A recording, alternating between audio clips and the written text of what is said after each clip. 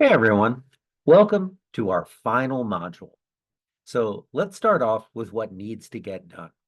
Discussion 8.1 is the last graded element of the course, and it has two parts.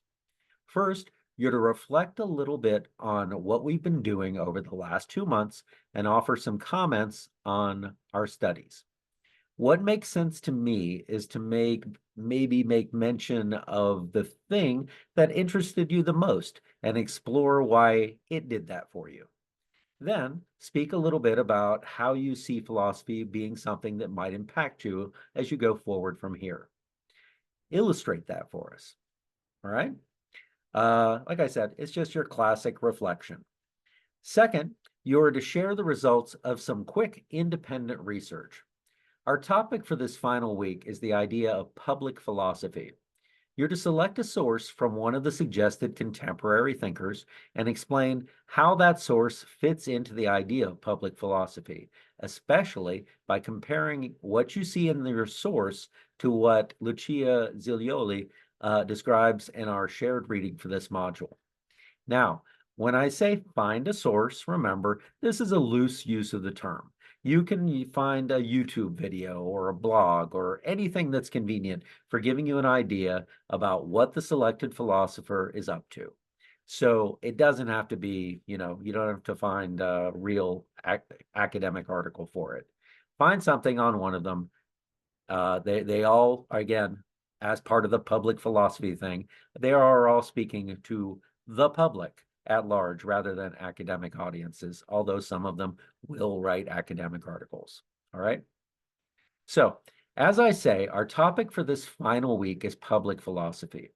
The term became common about 20 years ago, and it sparked a big discussion about how we should and can encourage not just critical thinking, but importantly, critical planning in public affairs, which is to say, how we govern ourselves and develop policy for the society we live in. Basically, the idea is twofold. One was that we should not base everything that we do on reaction, which, let's be honest, is the general way that things happen in the US. The news reports a crisis at the border, so we're all suddenly very interested in seeing something done to fix that. We see a problem and we want a magic bullet that just makes it go away. What we don't want to do is take the time to investigate the causes of that problem and try to figure out how to correct it in the long term so it won't happen again and so that we can be satisfied that we have helped ourselves and our neighbors on the other side of the border. I said the idea is twofold. The first part was recognizing that critical thinking and planning can make things better. The second was recognizing our own part in this matrix. One of the most common things that I've heard during my entire life about politics is that it doesn't matter what party is in charge because A, all politicians are only in it for themselves, and B, nothing ever changes. My response to that is the person saying this is absolutely right about nothing changing, so long as they are not willing to take responsibility to say and do something about the situation they perceive. One of my favorite cultural critics is a woman named Lauren Berlant, and she has written for the last 40 years about shifts in the awareness of the American public for how it conceives itself. She posits that once upon a time, to be a US citizen was to occupy two spheres. In one, you did what was right by your family.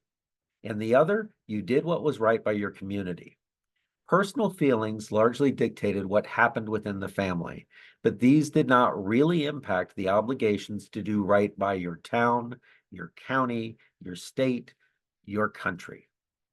What she documents is how personal feelings over the course of time have leached into politics in an unprecedented way, to the extent that we find it impossible to compromise for the greater good. The second thrust of public philosophy is intended to reestablish some objectivity about what it means to be a citizen with responsibility to all other citizens, not just to partisan objectives. These are the two ideas that have been at the center of the public philosophy debate, but of course, we'll see some variation in what you find in your research. Now, one quick reminder, any work that you're going to get in for the course must be submitted by the end of the day this coming Sunday. When the course ends, when the final due date happens, that is pretty much it. The university does not allow me much time at all once class ends before I have to have completed grades in. So if you encounter an issue during this week that's going to impact that, you have to contact me immediately and we'll see what we can do. All right. I don't have a lot of leeway. Otherwise, the grades will be completed with what I have. That's the way it works. Now, last word, I've really enjoyed working with everyone through the semester, and I hope you have found our subject enlightening, entertaining, and useful. For the last time, I say to you, adios.